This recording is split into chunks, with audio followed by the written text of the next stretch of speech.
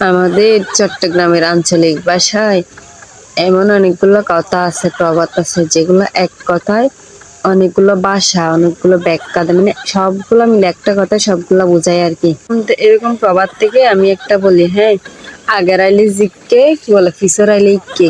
এবার শুদ্ধ ভাষা হচ্ছে যে আগের হাল যেভাবে চলে পেছনের হালও সেভাবে চলে। আর এটার একটা ব্যাখ্যা হচ্ছে ছোটরা বড়দের মতোই হয়, মানে বড়দের থেকে যেরকম দেখে ছোটরা সেরকম হয়।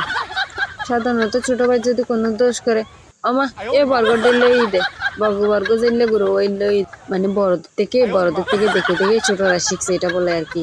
আবার অনেক সময় যদি ছোটরা ভালো কাজ করে, হ্যাঁ, বড়দের থেকে শিখতেছে আর কি, একটু একটু ভালো। ছোট ভাই বোন যদি খারাপ কাজ করে ভালো কাজ করে, বলে যে আমা এগুলো বড়দের থেকে শিখছে যায়, বড় ওরা করছে যে ওর থেকে শিখছে যায়, ছোটদের কোনো দোষ নেই।